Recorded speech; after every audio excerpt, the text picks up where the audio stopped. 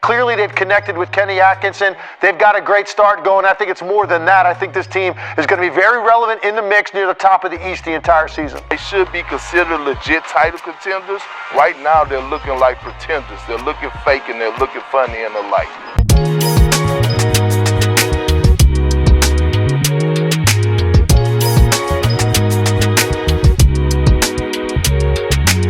We're a quarter way into the NBA season, and there have been a ton of surprises that have happened up to this point. Teams that look like bottom feeders have turned into legit contenders, while teams that had a bunch of success last season have completely turned it around. Here in this video, I'll talk about the biggest surprises that have happened in the 2024 NBA season.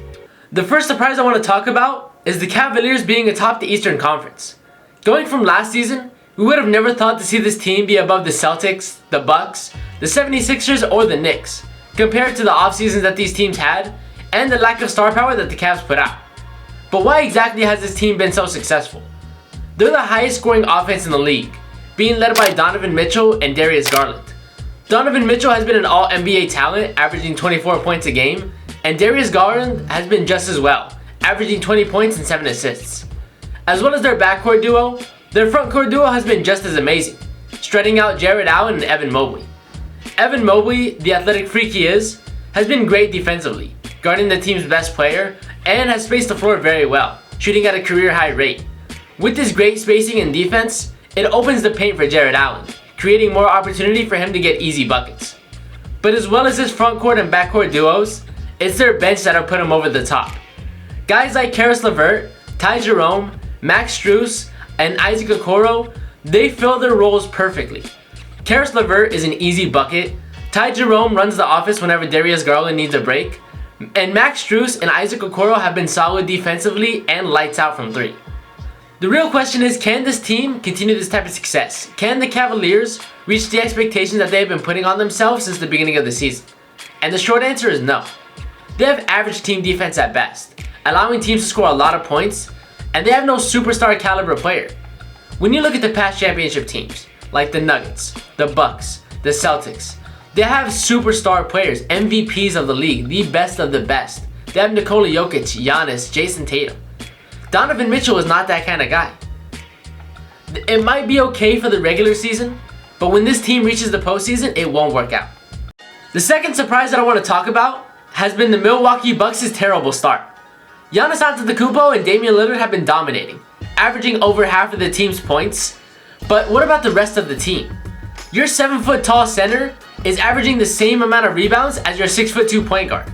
Your bench has been absolutely terrible, getting no production from them whatsoever, and they've been without Chris Middleton, who had ankle surgery in the offseason. But I know the true meaning of why this team is so bad. It's because you have a coach who's been riding a championship from over 16 years ago when he had 4 Hall of Famers in their prime. Doc Rivers is absolutely terrible as a coach. Okay? The only reason why he keeps on getting a job is from that 2008 Boston Celtics championship, when he had Kevin Garnett, Paul Pierce, Ray Allen, and Rajon Rondo, all of them in their primes. Okay? When he's been on other teams, like the Clippers and the 76ers, he's gotten nothing from them whatsoever. The Clippers, where he had prime Chris Paul, Blake Griffin, DeAndre Jordan, could never make it out the second round. Same thing with the 76ers. You have Joel Embiid, James Harden, and Tyrese Maxey. Like, come on. What kind of coach are you who can't win with this team? And he's doing the exact same thing with the Bucks, okay? The Bucks got rid of Adrian Griffin and Mike Budenholzer for absolutely no reason. Okay, and they decided, oh, I want a guy with championship experience. No championship experience at all. Okay? Right in that 2008 championship like it's no tomorrow. It's ridiculous. However, they have turned it around though, winning 8 out of their last 9 games to finish with a 10-9 record right now. But still, like, come on, how bad can this team cannot be this bad. This team realistically should be a top 2 or 3 seed in the East. But because of coaching, in my opinion, this team cannot finish more than 6th or 7th. And they're gonna get bounced out the second round, like Doc Rivers usually does. The third surprise that I want to go over that's not really a surprise is how bad this rookie class has been. Everybody knew this rookie class was gonna be bad. There was no certain number 1 pick. There wasn't like a prospect that stood out to everybody. So nobody really paid attention to it. But just how bad it's been, it's kind of ridiculous to see. Your number one pick, Zachary Risese, is averaging 11 points and 3.5 rebounds. Your second pick, Alex Sarr, is averaging 10 points and 6 rebounds. Your third overall pick, the third best player in the class, is getting barely any minutes and averaging 3 points a game. This has been, like, your top 3 picks are supposed to be the cornerstone of your franchise. Those are supposed to be the players that you look at and you say, hey, you're turning my team around. You're going to win me a championship at someday. But these guys are not doing it. They look like bottom of the bench players. Don't get me wrong, there have been some bright sides. You have Zach Edey, you have Jared McCain, you have Dalton Connect. Those guys have been studs. Okay, those guys are great.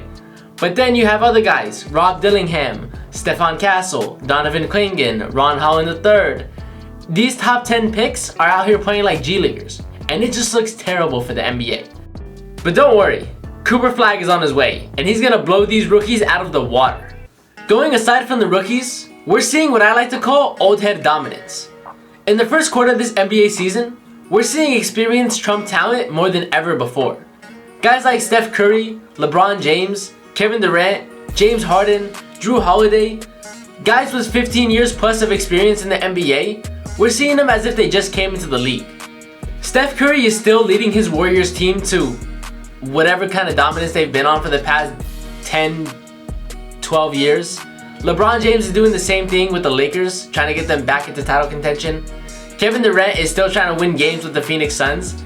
And James Harden seems like he resurrected his career without having Kawhi Leonard and has been playing amazing. And Drew Holiday has been playing just as good, filling his role with the Boston Celtics and winning his second ring last year.